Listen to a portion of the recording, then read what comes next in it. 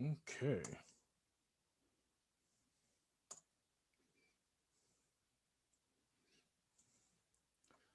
Should be live just about everywhere.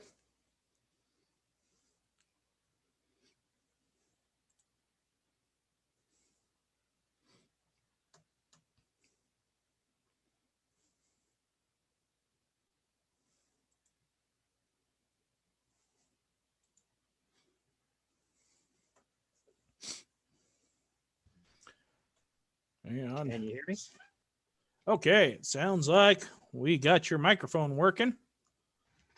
Yeah, I'll turn my video on in a second. All right. That ding, I've got my earbuds in this time, and that ding when it lets you into the meeting just about blew my brain out my head. Well, so far, you're the only one that we've got, but we just barely started. So, Yeah, I'm waiting. Are you going to broadcast this on Facebook? oh yeah. So Okay, I it's was just it's waiting on. for- Yeah, we got one person on Twitch and one person on Facebook watching us right now. Okay. So, but I was. I bring the. Oh, I'm sorry. Go ahead. Oh, I was going to say I bring the Facebook one up on my phone so I can halfway follow comments.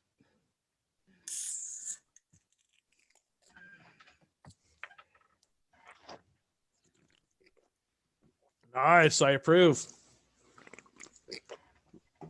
Oh yeah, I just got the cowl and everything done yesterday. Which, I'd say the cowl is appropriate for the topic for this week. We're going to be discussing ritual magic. All right. So, and I guess to start with, there's, when you say like ritual magic, a lot of people kind of get up in arms, and there's a lot of it's a very kind of like taboo thing in like most more vanilla people's minds, like what is ritual magic. But well, I think the reason behind that is a lot of people associate it with things such as the Hermetic Orders and the Golden Dawn and all that kind of stuff. Oh yeah, but most people have probably participated in some sort of ritual magic at some point or another without even being aware of it. It's like, tell me, is okay, if you didn't know what this was, this is definitely a magic ritual that these people are doing, where it's once a week they all gather together and then they perform this ceremony in which they have bread or crackers of some kind and then wine. And then by the power of the deity that they're invoking and the magic words that they're speaking, everybody partakes of this bread or these crackers and this wine. But once you consume it, then that becomes both the flesh and the blood of the deity that they worship. Nomine Patri Filii Spiritus Sancti. So, yeah, no, that's most people do that. And my first thought that comes to mind is the Holy Catholic Church, and then various other Christian organizations. But yeah, that is definitely a form of ritualistic magic. oh yeah, that and like, how familiar are you with like the history of the Black Mass and where that comes from? I used to be rather familiar with it. I assume you're talking the Crowley. Oh no, because are you talking the? There's a lot of different Black Masses, but the Crowley variant comes to mind. Which yeah. Are you getting at? Well, with Crowley's Black Mass, a lot of what he was doing there, actually, let's say Crowley, I think, is more known for his Gnostic Mass than the Black Mass. So. Actually, I say Crowley. I'm thinking LaVey and saying Crowley. I don't know why. So it's like, but the Black Mass is something that has been various different say it's more like left-hand path organizations and whatnot that have tried to recreate it. Because Okay, yeah. because you have the Gnostic Mass, which that whole thing is, well, it's if you really want to get deep into it, they actually have like a Gnostic Mass study group through the OTO, where they go through the Okay. entire ritual and like dissect it, because they're like, even like all of these years later, they're still like, every time that like they dissect like every little piece of it, they find some sort of like new you know, some sort of like new possible like code or whatnot that Crowley hidden it. But that's just Aleister Crowley in general. And it's one of the reasons why I say it's like, I think Aleister Crowley was either like the world's biggest genius or the world's biggest fraud. Because just because you make something cryptic and complex and everything that you say has to be decoded doesn't necessarily mean that you're a genius. Well, in fact, I'll go back to what I think it was Einstein who basically said that, the mark of a true genius is being able to take something super complicated and be able to explain it in such a way that a 5-year-old would understand it. Right. Whereas Crowley, it's all fucking code. So, every stupid, simple little thing, you're like, what the hell is he saying? It's like, I have to like decode these numbers and like, try to like connect the dots. And then where do you wind up in the end? Well, where you fucking started from to begin with. So I don't know. Like, honestly, I'm not the biggest Crowley fan. I'm not either, and it's mostly for that reason. It's not that there's too much left open for interpretation, it's that everything is left up to interpretation. Mm-hmm. There's not a lot of very solid guides, and I know some people would argue that, but at the end, not much of a fan. Okay. So one thing I came across from Crowley that, like, I guess the whole like 4 people that are watching will get in on this, one of his big secrets. But he actually had a ritual that he wrote out what you need to do if you want to meet and talk to the devil. Okay. And the funny thing there is, well, I mean, like, we're going like down the rabbit hole there. It's like, okay, well, which devil are we talking about? And so on and so forth, because we know there's various different ones. So when you say this is, a ritual to be able to meet the devil, like, is there the devil? Because so anyhow, that's another tangent entirely. But you find like this particular story, as far as like rituals to conjure the devil, it's a common theme over and over again. Are you familiar with Giles de Rais? I'm sorry, you cut out there. Giles de Rais, you said? Yeah, Giles de Rais. So it rings a bell, but I can't say I'm very familiar with it right now. Okay, so let's go ahead and start there. As far as the what you need to do in order to conjure the devil. So Giles de Rais was actually Joan of Arc's right-hand man.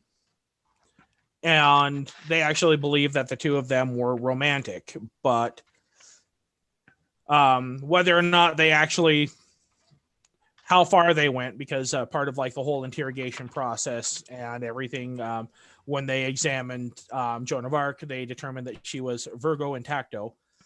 So basically, like saying, okay, well, we've examined her, she's never been penetrated, so we can't bust her on that.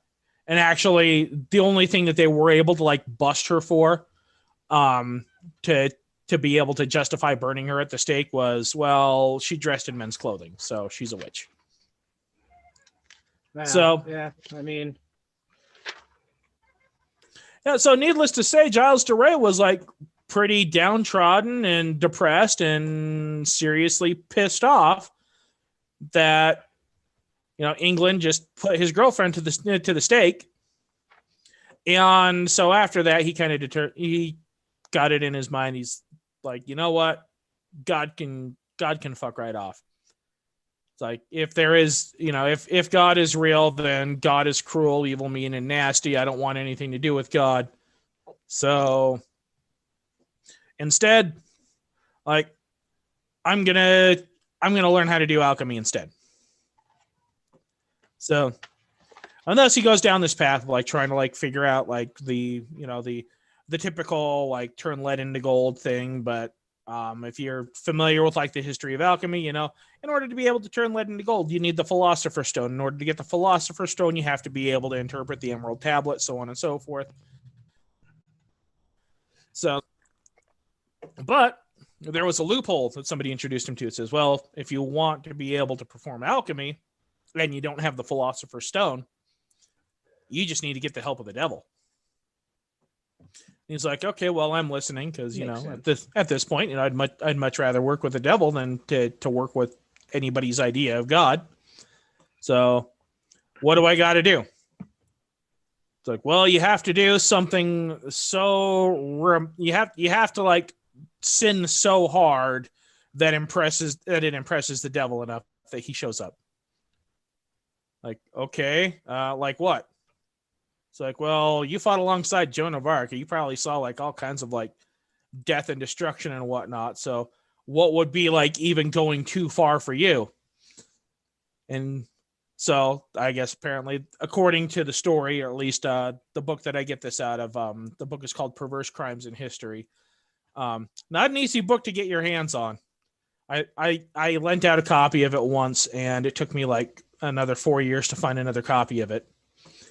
But the story, as it's told in there, says that this person who is presenting the idea to Giles de Rey says, okay, well, if you want to get the attention of the devil, here's this innocent kid, kill him in the name of the devil. It's like, and that, will be like dastardly enough that should impress the devil enough that the devil will appear to you. So Giles de Rey kills the kid, and then soon thereafter decides that, well, killing little boys is more my forte than trying to do alchemy. So thus he began this really, it's not pretty, the things that he did, but at the end of his reign of terror, he killed about 600 young boys. And whether or not he actually got to meet the devil or not, we don't know. I think there's a lot of people that would say that he definitely met the devil after he died anyway, but so yeah, that's so Aleister Crowley went a little extreme. Oh yeah. So Aleister Crowley like took a look at like these stories and was like, okay, there's things that even I won't do. It's like, but I think I can come up with a sin that is so awesome and so impressive that it'll get the attention of the devil. And Aleister Crowley says this actually worked. He says, and what it was, and I guess he had 5 female companions that helped him out with the ritual, but he had an orgy where he was basically pleasured to the brink of death. So basically he was like, okay, well, if this is going to work, if I'm going to meet the devil, because I got to do something so impressive that the devil is like, so it's like, okay, it's like the 5 of you pleasure me until I die from it. It's like, and then somebody's going to need to resuscitate me there. Yeah. Yep. Death by snoo. So basically Aleister Crowley's like ritual on like how to actually meet the devil could be summed up as just, okay, well, death by snoo, but then you have to have somebody resuscitate you afterwards. So, but Aleister Crowley came back and was like, yeah, that did the job, guys. The devil was impressed. Him and I had like a nice conversation. So,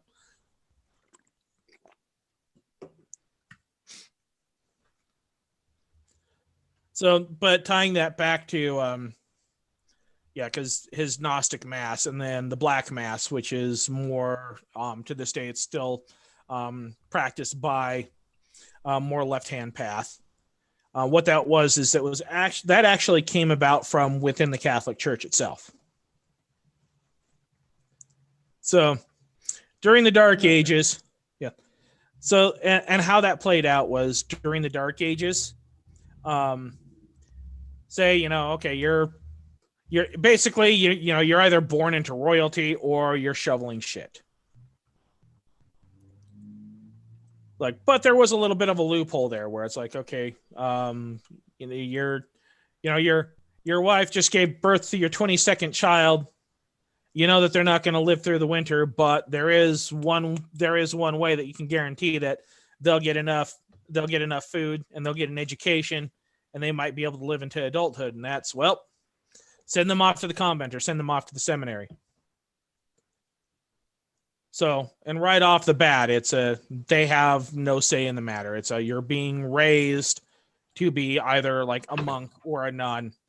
And right out of the gate, you didn't get to choose. You're just told, hey, congratulations. It's like your parents wanted to make sure that you can actually eat, so you got to take this vow of celibacy and this vow of poverty. And so, sorry, but your ass belongs to the church. So what do you think happens to people when they're raised in such an oppressive environment? Well, I would imagine a bunch of rebellion goes on there. Oh, yeah. So, yeah, they started the monks and the nuns started having these midnight meetings. And part of the festivities was they would perform the entire Catholic mass backwards. And then the whole thing would like culminate into a giant orgy at the end. And hence the Black Mass. So the Black Mass was entirely an act of rebellion against this lifestyle that they were forced to live in, and the extreme like sexual oppression and economic oppression that was placed upon them.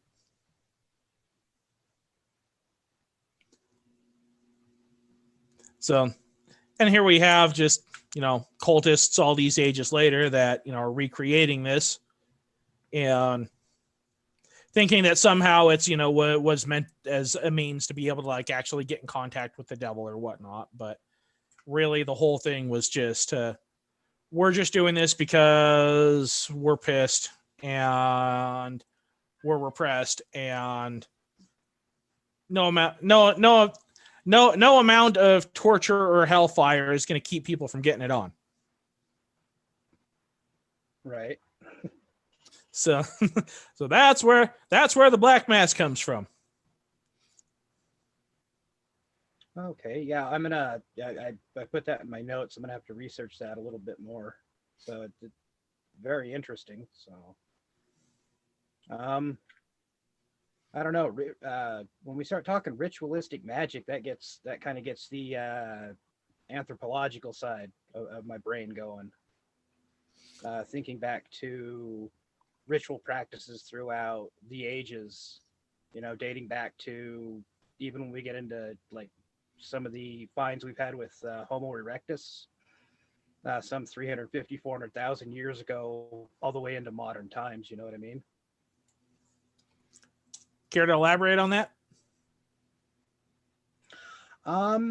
Well, some of the stuff I've been researching over the last week, which this episode actually ties in really great with that, are just some of the finds that we've had through archaeological discoveries showing when humans, or actually, I guess not even humans, you get into the Homo erectus, when they started figuring out when did we start having something that would be considered a ritual, or something that would, something, kind of lost my words for a second, repetitive things that could be considered rituals. We really don't know what happened that far back, but we find various things like coming out of Germany. They found elephant tibias in various sections, and their connection is they all have very similar markings. They're found in different areas, but similar markings hinting towards a ritual use. Then we start getting into, are you familiar with the Venus idols? Oh, yeah.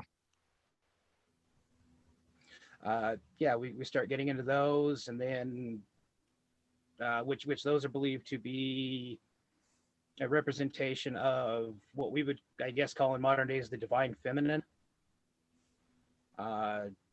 and that's kind of backed up with when you get into the Chauvet Caves. I think I pronounced that right. My French is really bad. But coming out of France, around what was that, circa about 35,000 years BC, where we also show, and then these caves are insane. It's a bunch of cave drawings and paintings. But most of it's animals, hunting scenes, various things like that. But there's also a stylized stylized depictions of feminine features. There's no real evidence dating back to whether that was just, a bunch of cave dudes hanging out, drawing, at the time, dirty pictures of women, or if that's getting into, their depiction, their stylization and interpretation of a divine feminine. And then just bringing out throughout the ages. If you look at various cultures and various ritualistic practices, it all dates. Most of it goes back to you have the feminine, masculine type of thing, and tons of ritual. Like there's so much that goes on throughout these cultures. It's actually almost a little overwhelming to study the history of it at times. So definitely ritual uses of things have been around forever. Like take, for instance, one of the more popular ones I'm sure everybody's heard of is we have Stonehenge. We're not sure exactly what Stonehenge was used for, but it gives very good archaeological signs that it was some sort of a ritual area. Got to check my cheat notes here. Oh, I didn't put Stonehenge. It's a lot of information to try and remember. So, but yeah, that's kind of more what I think when I start thinking of ritual magic throughout the ages. It's interesting, going down like that anthropological rabbit hole. It's kind of a like this. Well, and even now, like we talked earlier about how even people that, think that, ritual magic is some sort of like woo-woo thing that either only like occultists do or these ancient cultures would have participated in. How even now we still have various things that could fall under the realm of ritual magic that people perform on a frequent basis. So it seems like it's always been there in one form or another. So yeah, really kind of the question comes back to is like, well, when did it start? Like, where did it start? Why did it start? And I think that the answer to that is we don't know and we'll never know. But in my personal thoughts, I think since we've hit the point of being self-conscious and self-aware as beings, there's always been routine, that's gone through things and ritualistic things. A lot of the basis of religion, spirituality, mysticism comes from trying to explain and make sense of what's going on.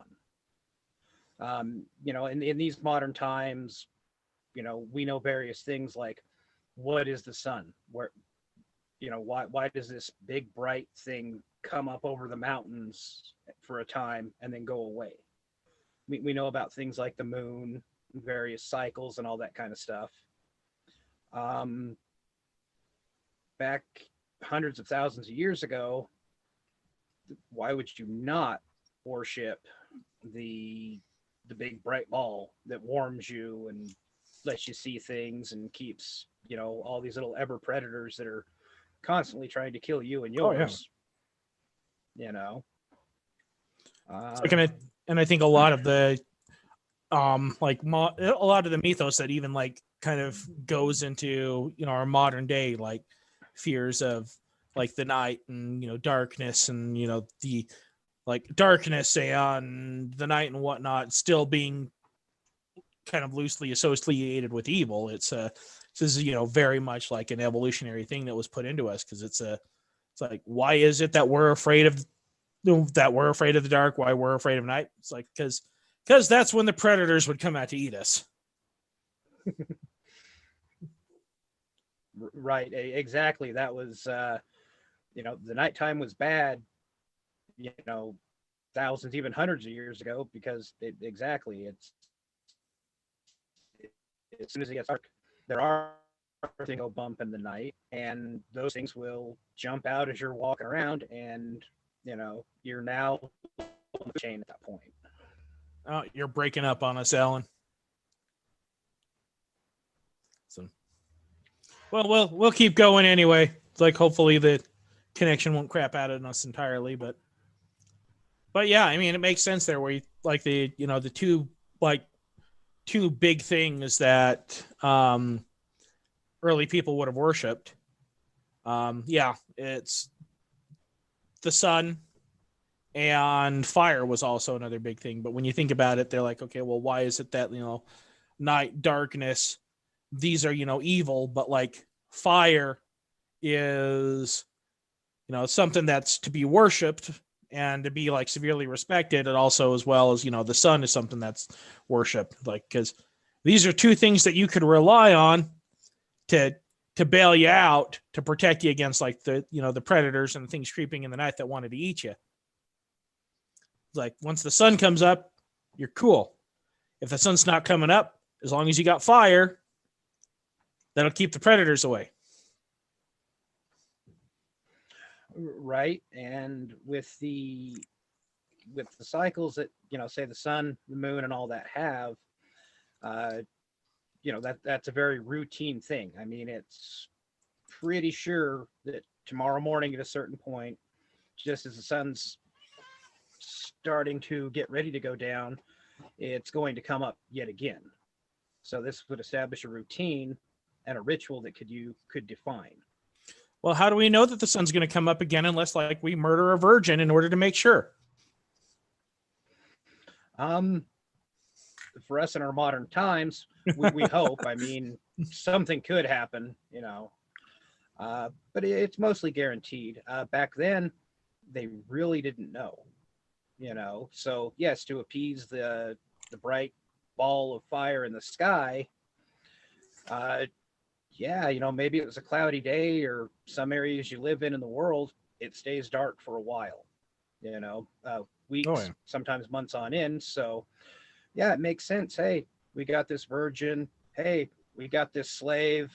Maybe if we sacrifice this, you know, like throwing out some wine, or, you know, giving a goat to the gods didn't really help. So now we got to up it once. So, you know, here's a slave.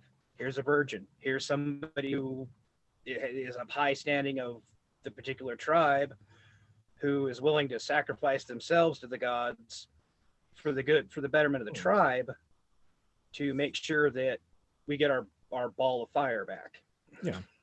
So this actually, because there's a lot of that, you know, the sun worship, and a lot of that also comes back to, like, the harvest, and, like, all these different cultures had, like, their harvest gods and things like that as well.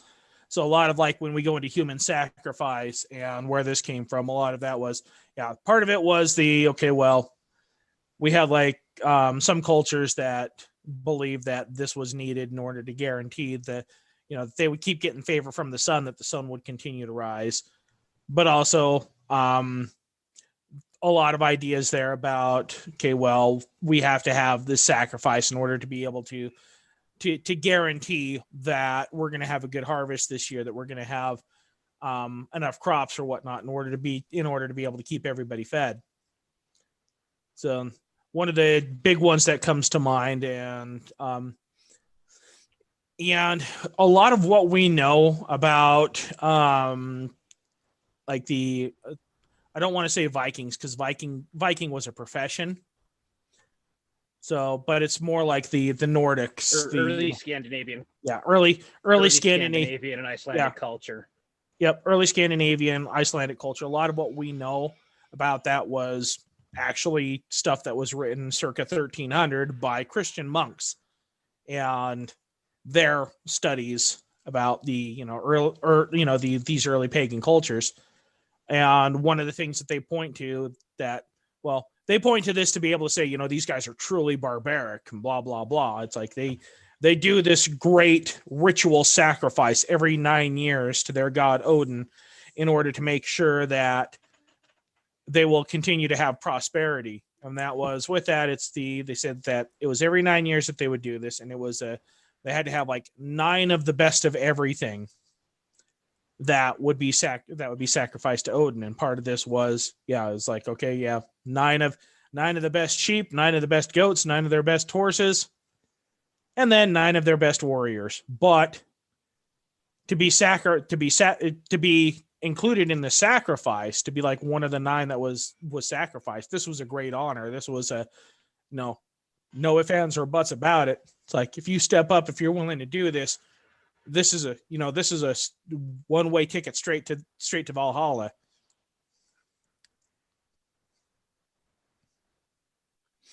Right.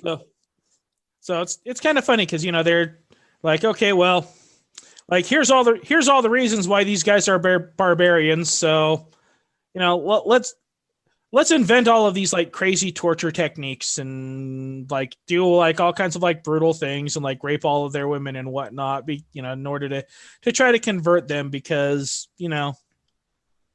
what they do is horrible, and they need to be brought over to the one true God. So we got Emily joining us here on Zoom.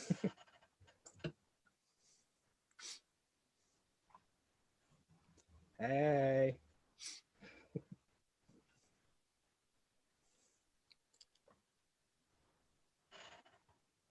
Glad you can join us, Emily. Thank you. It's good to be here. I just got out of the emergency room. Oh, geez, what'd you do? I broke my tailbone. Ow! So they gave me a Lortab, which I'm not a fan of, but desperately needed. Ouch. I am so sorry. It is all good. I thought it's a little bit of magic talk would make me lift my spirits a little bit. So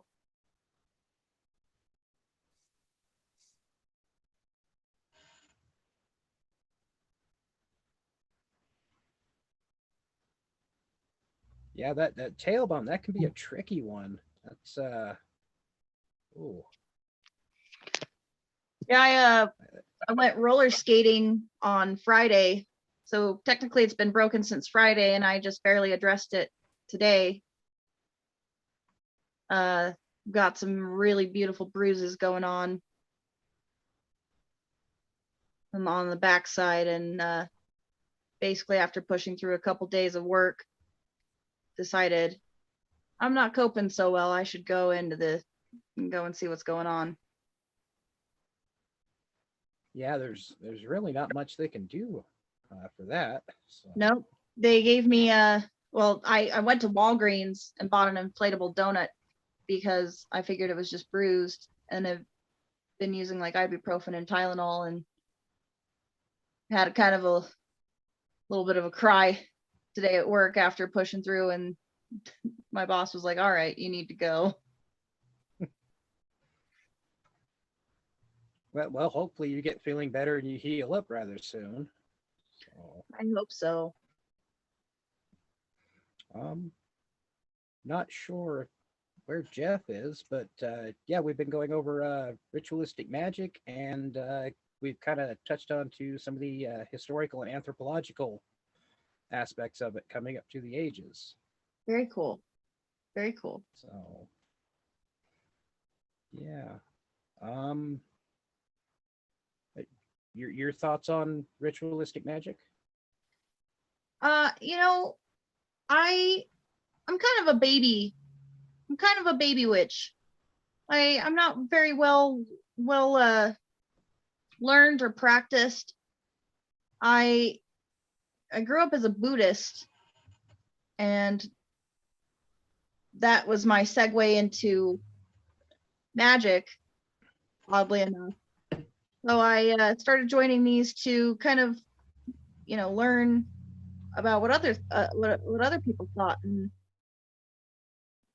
I don't really do a lot of ritualistic magic myself, but that's because I don't know very much.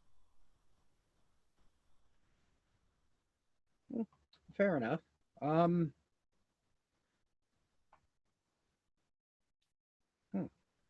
Is there anything that you do as a particular routine throughout your magical endeavors and practices? Yeah, I mean, a lot of my routine is mostly meditation.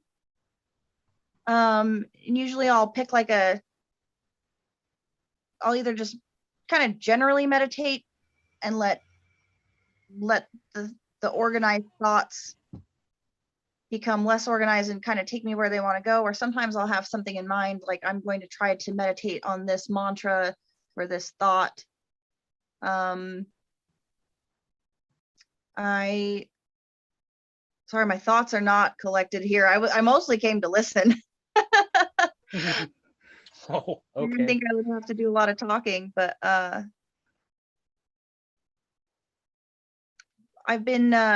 lately I've been getting more into learning about like moon magic and goddesses.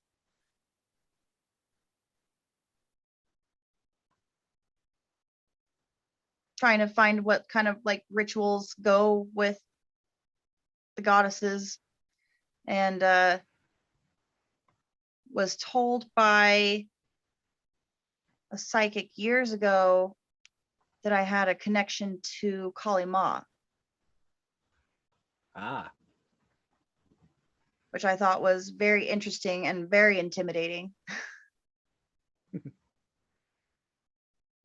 So I've wanted to kind of get closer to that connection, but be very respectful of such a, what I would consider to be very powerful deity. Right. Just very understandable. And of course, yeah, the respect thing goes a long ways, especially when you're dealing with things such as these matters. Yes. So is Jeff back with us yet?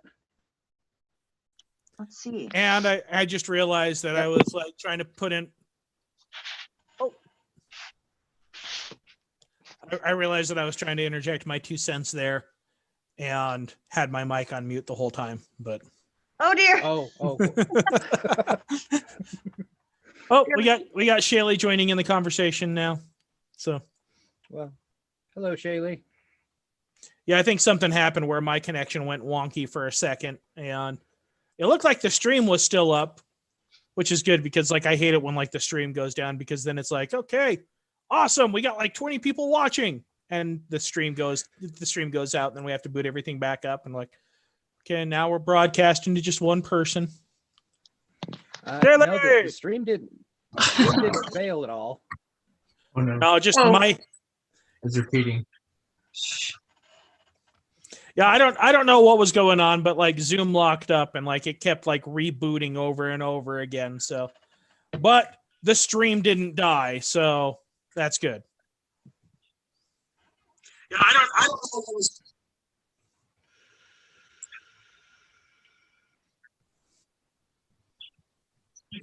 Okay, I sounded like somebody was trying to talk. I don't know. It keeps popping over to Shaylee. The boyfriend's playing video games, but he's on mute. I was just, because you asked Emily like what her rituals were. I'm also a baby witch, so I'm.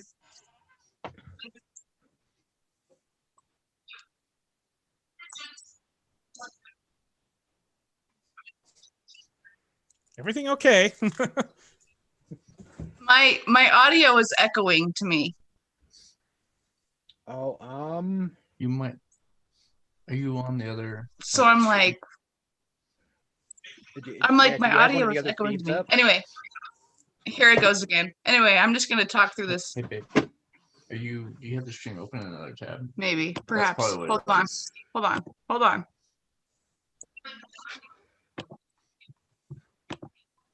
There you go. I think you got it. Hold on, wait.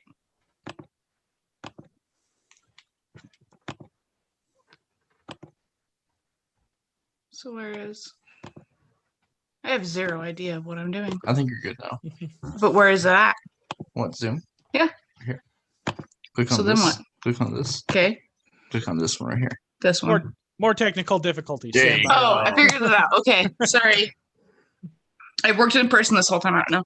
So also, I'm also like kind of baby into this stuff, and I like that he asked like, "What do you do?" Meditation is super hard for me. So I love that you said that because I would like to learn how to be better about that. Literally, like my only thing right now is I sage and make sure lavender is burning before like every reading, before like my moon stones, whatever go out, my moon magic. I don't know enough about moon magic, but that's exactly what I would like to learn more about. I just Well, and, don't. the thing I was getting at with that, as far as any little things you do that you do constantly before, during, or after, Mhm. that's a ritual. That is getting into it. It may not be this huge, grandiose ritual with 1,000 people, you know, screaming their hearts out and singing in harmony or whatever. But that is getting into the ritualistic magical practices. You know, it's yeah. Yeah, I always have my lavender and I always have my sage, and that's all that I know. There's this meme that I really like. It says, first frame is how I'd like to tell everybody my moon ritual went, and it's like this old Renaissance painting of like all of these like naked witches like dancing around the campfire or whatnot. And then the next frame is how my moon ritual actually went. It's just somebody with like a little tea candle on their chest smoking a joint. Relatable. Very. Yeah, that's actually quite a bit of what it is. I think there's Hollywood gives us an interesting perspective on what we'd like things to be. Reality is kind of a totally different animal. Yeah. I definitely incorporate smoking into kind of part of like my pre-meditation. And sometimes I'll even sing myself like a little song. Just to something that was like uplifting. And the song changes. Sometimes it's a little more traditional. Sometimes it's sometimes I sing Africa by Toto because music for me puts me in a better place. Yeah, I can vibe with that. I usually put like when I read my own cards or I put my crystals out or I'm making my spell jars, I usually do Native American flute music. It just like does something for me. It just like chills me out. It makes it feel more personal, like with the earth and the herbs I'm using, but that's just me. No, And that's one of those things. Oh, go ahead, Jeff. Go ahead. No, go ahead. I'll come back to my thought. I was just going to say the type of music you listen to isn't necessarily a big deal, just so long as it's a music that you relate to what you're doing. Right. There's times that I'll be listening to hardcore death metal. There's other times where, again, I'm a big fan of the Native American flute music, and I'll get into various other, I guess it would be considered world music, or it just kind of depends on the mood I'm in and the mood I'm going for. You know. Yeah, I can vibe with that. And again, this is the cool thing about this craft is because if it doesn't work for me, it doesn't mean it's not going to work for you. Correct. It's a very personal thing. And music throughout the ages has been used in ritualistic practices since, well, there were cavemen beating on logs, praying that the large ball of fire in the sky was going to either stay up or return. Right. It's it's a connection. It's the same reason why we like old looking things, or you know, why we think certain things are cool. It's getting that connection. And that's mostly, at least in my thoughts, that's mostly what it's about in a ritualistic manner. I agree. Is- I agree. Yeah, we have. I'm trying to think how to put it exactly. It'll pop up to me here in 4 or 5 hours. Convenient. Right. Oh, that's what I was going to say. It's ritualistic is basically tradition. So when we ritualistically do things, we're having a connection to the traditions passed down to us through the ages, through that kind of whatever.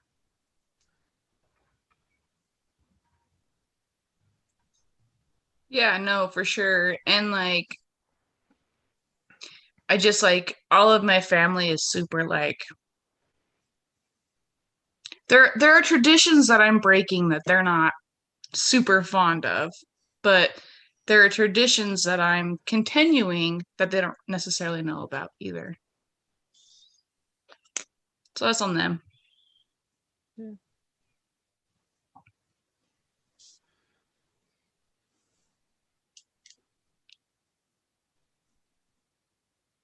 So it's like I am most definitely the black sheep in my family as far as Same. things like that go. But Yeah. no, but what we're saying about like using music and ritual, and yeah, it's I want to say with a lot of ritual, it is just like reinforcing habits, and connecting us back to like our roots and our ancestors and things like that. But kind of something ridiculous that I've started doing, and I got this inspiration from a meme again. It says, yeah, shower thoughts or stoned thoughts. Somebody says, whatever plays when you wake up in the morning, that's technically your theme song, because that's like the song that like plays every time that you like enter the scene for the day. I like that. And so, That and so I had to change, what was on my alarm, because it was, for the longest time, it was just like the default music that the phone had for my alarm. And I'm like, now if this is my theme song, so I changed it to Victorious March by Amon Amarth. And so that's kind of become my, like, anytime that I hear that song, it's like, okay, let's go. It's like this song is playing. That means we're getting shit done. Yeah. No, I can vibe with that. I think I'm gonna change my alarm every week because I don't like mundane. I don't like to wake up to the same thing. And I just like to wake up there. go ahead. Go ahead. Oh, Well, and I'm Okay. just saying, like, I'm such a person. My anxiety is so bad, my ADHD is so bad, my depression is so bad. I really like to change things up in ways that I can control. My alarm tone kind of being one of them. So it would make sense to change things up every week in the sense that I have the ability and control to change what it can be.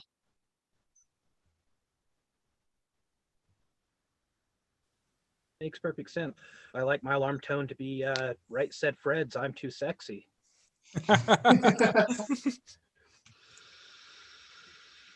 Why does everybody always laugh at that? Because we didn't think of it first, and it's clever. Fair enough.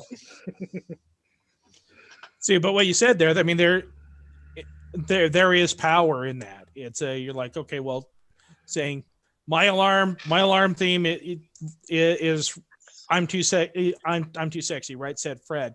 Like every time that's going off in the morning, you're waking up to that. That's that's repetition. That's like putting a mindset in your head. It's like a So there's- positive affirmation. Yeah. Exactly. I love that. Exactly. That makes me laugh a little bit. This whole concept of like that being your theme song. So my alarm tone right now is from a video game, and it's like the big boss battle theme. And I always laugh. I've always kind of made my joke that like every day is a boss battle in my life, and so maybe it's kind of appropriate. I love that. I love everything about that. That's a 10 out of 10 situation. I may change my alarm to that tonight. Like, and it's especially appropriate because I've got this tower tattoo here on my arm. So yeah, every day is a boss battle day. Dude, did you do that all in one? You didn't do that all in one setting, did you? Or sitting, I'm sorry. Sorry, someone started calling my phone while we were in the middle of. What were you saying, Shaylee? Tell them we're busy. No, I'm just kidding. You didn't. Did you get that whole thing in one sitting?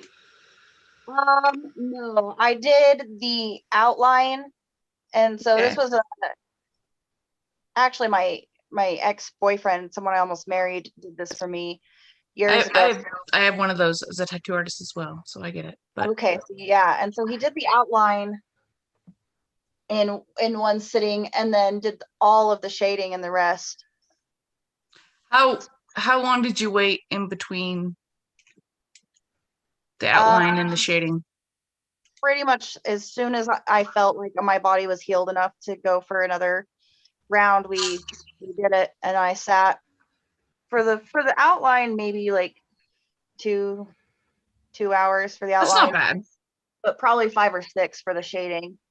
Dude, I have one that was a total like chair sit of 2 hours, and then I decided I would be smart and go back 2 weeks later while I was still all scabbed and healing, and it was absolutely miserable. I can sit 7 days all day long, but after 2 weeks, or 7 hours, I'm sorry, but after 2 weeks it was all scab, and I was like, I can't do this. No, I think I was more on the 4-week side.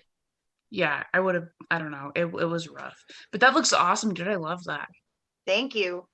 So a little bit of like an interpretation. I think my favorite bit is like this kind of eye with the rays coming off the top. Mm-hmm. I think it's pretty fun. So what does that interpret for you? That my life is very difficult. It always has been, and probably always will be. But instead of like complaining about it, or not say that I wouldn't try to change it, but like just kind of embracing the hardships that I was born with, and the hardships of like my mental illness. Like I struggle with bipolar, and I'm also bipolar. That's a fun one.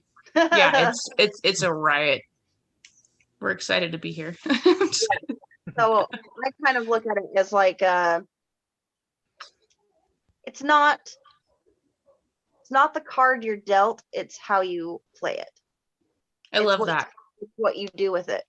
I actually had my best friend in the whole world, her mom gave me such a hard time when I got that tattoo. She's like, why would you embrace that? Why would you put that on your body? And I was like, because it's my life, and why deny what it is? Yeah, that's awesome, dude. I admire the hell out of that. I want to get this is stereotypical, but I want to get like a roller coaster on my back, but I want it to be like the urban, like oil spill kind of water paint looking thing. That's awesome.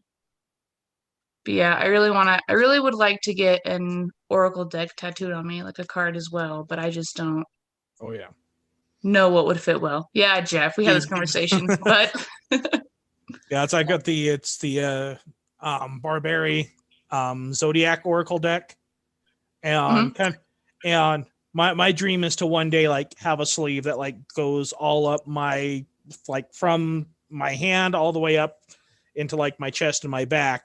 That's pretty much my entire natal chart with the artwork from that deck. That good, huh? So, oh yeah, it's I I have certain tarot decks that I can actually read with, and then I have like certain tarot decks and oracle decks that I just bought it because I loved the art, and that's one that I'm like, yeah, I don't really do a lot of readings with that one. I just bought it because I really loved the artwork. So what's everybody's zodiac then? Scorpio. That's why we get along. Answer. Aries, I'm also a Cancer. or Aquarius. Aries. Oh. Aquarius. Sorry. You don't even know? No, I thought Alan was an Aries. Or Cancers. So what is Scorpio? Is Scorpio air or earth or what is Scorpio? No, I'm a Cancer. I'm not a typical Cancer. So I'm sorry, go ahead. Fire, I believe. Scorpio is a water sign. yeah, Scorpio's water. Scorpio's water? That would Mhm. make sense then. What did you say you were, Alan? Oh, yeah. Cancer. What day were you born? July 15th. I'm July 8th. Why was I thinking you were an Aries for some It's a reason, good- Alan? I have no idea. A lot of people have trouble pinning down my exact zodiac, so I get that a lot. People always think I'm tons of different things. So one of these days I'll have to get you all the information, and we'll have to look up the super specific little chart and figure that out. It's just something Yeah, I've never. can we do that? I want to do that for me too. Jeff, what did you say your sign is? I'm an Aquarius. Oh, you're an Aquarius? Very Mhm. cool. My son's dad is an Aquarius, and my son is a cusp Aquarius Pisces. Oh, fun. girl. He's great. He's I cute. I love the Pisces. My mom's an Aquarius, so but the Pisces have my heart.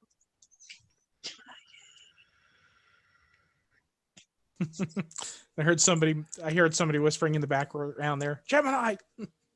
I wish my boyfriend would appreciate my streams as I appreciate his. If you want me to join, I can join. I literally don't talk during your tried to, like, streams. move around. I'm just saying I don't talk during. Anyway, a Cancer and a Gemini. Gang. This is how this happens. I say he's more than welcome to join in on the conversation. Then if you want join, to. honey. Okay, fine. Bet. You Maybe Jeff, you next did week though, this. because we And maybe your next week though, own- because we're you down have to a 1 minute computer? left. Oh, I'm just kidding. I'm all. Okay, so this is Johnny. He's a June Gemini, by the way, in case you were interested. I can't make that choice. It just happened.